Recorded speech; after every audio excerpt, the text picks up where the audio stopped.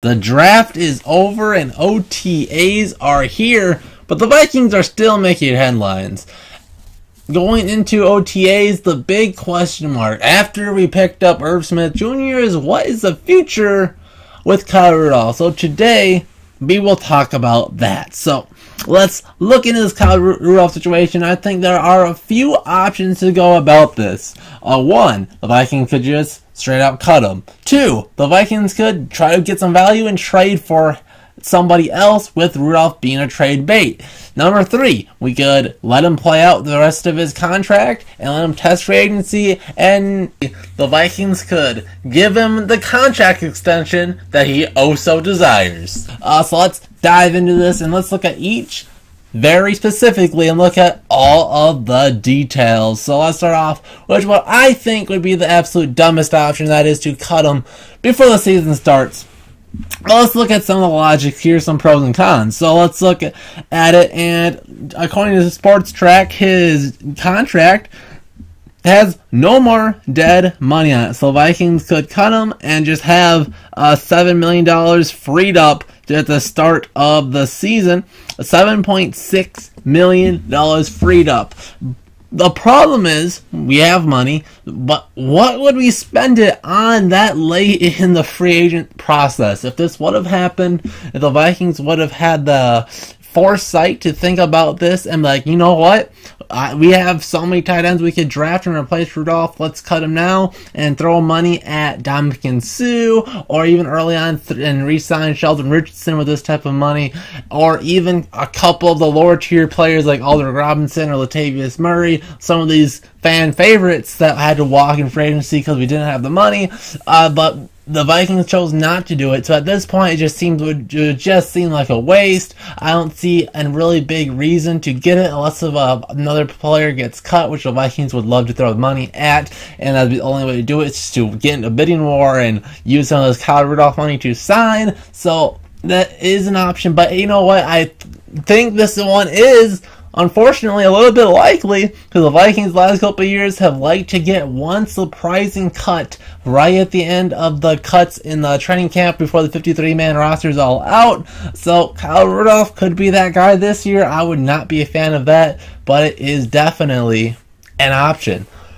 Moving on to the second dumbest option. This one isn't too bad, but that would be giving Kyle Rudolph a contract extension.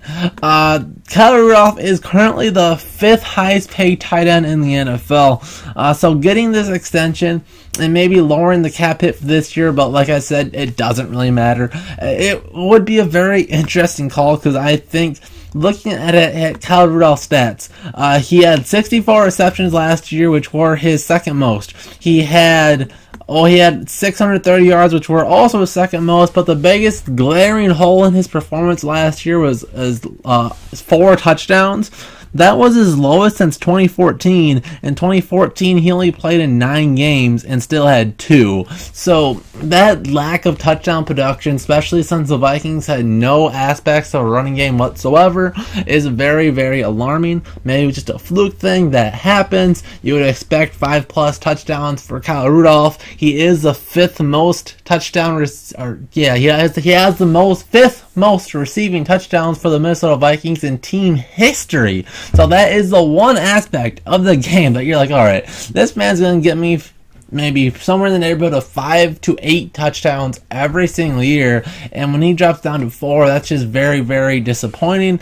So that could be a result in he's 29, but maybe he's already declining, or maybe just that connection with Kyle Rudolph wasn't there. It was such a question mark for me this whole season. It didn't make sense. Coach Flip, I thought, would have used him just like he used Zach Ertz when he was with Philly, but that was not the case whatsoever.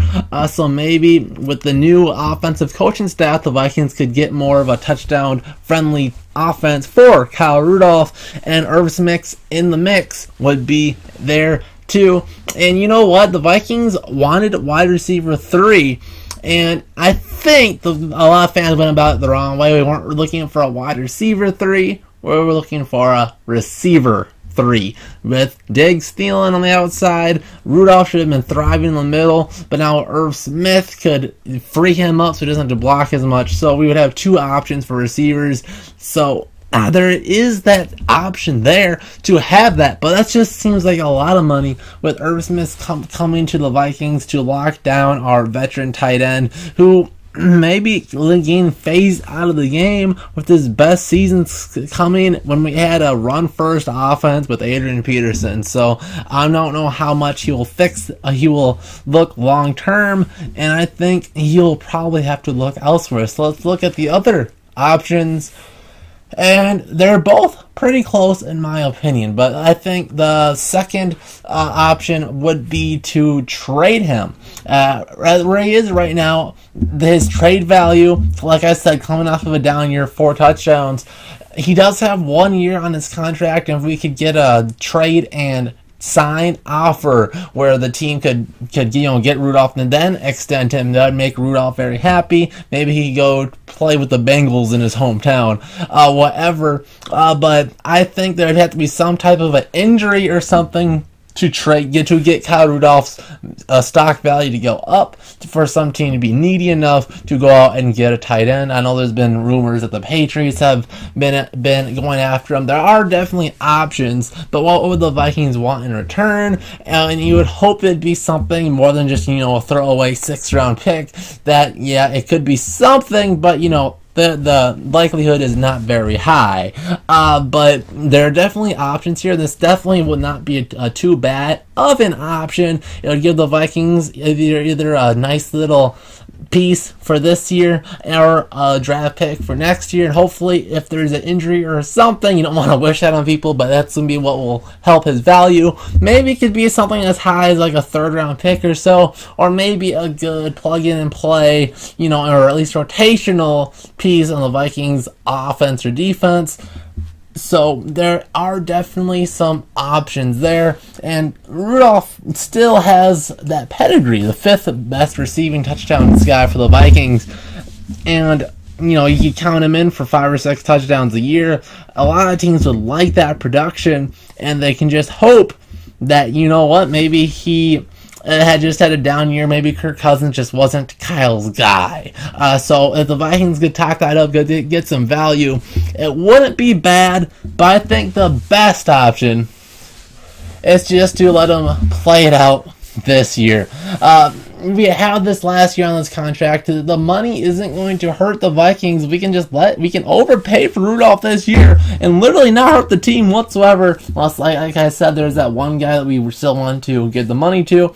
That we have all of our draft picks signed thanks to Eric Kendricks restructuring, and that gave him more money.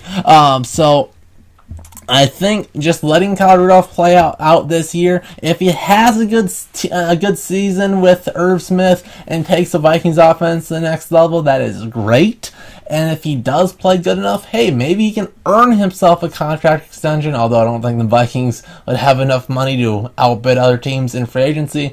But if he has a good season, he can get the Vikings a better compensatory pick, and the Vikings could be loaded for the draft next year, because that's where the Vikings will have to build. But I think that is the absolute best way to use Kyle Rudolph. We've never had a good complementary tight end too. It's something a lot of teams kind of look at, a good backup receiving tight end that can take a lot of pressure off them. We tried that with Carlson a few years ago, and that did not work out. So maybe we'll finally have, with Irv Smith, an option to take the team's best safety or tight end or a linebacker that would cover the best tight end off of Rudolph, and maybe we could get some mismatches there. And with the new offensive coaching staff, we would be able to exploit that and help the Vikings offense and take it to the next level. And of course, dual tight end sets, especially if we want to leave Irv Smith out in the slot or leave him outside where he played a lot in Alabama, where he can be basically just a receiver and not a tight end. That would help the Vikings as well. We let Kyle Rudolph stay in that tight end role on the top of the offense, do a lot of outside zones off of him, and we could use that very well with the Vikings. But We have a poll in the top right, so the decision is yours. So give me your comment in the comment section down below what you want the Vikings to do with Kyle Rudolph, what will benefit the team the most going forward. Give me your thoughts in the comment section down below, and how well do you think Rudolph will rebound off this somewhat down year in 2018? Give me your thoughts. We'll see you guys in the next JLZ Vikings videos. See you guys then.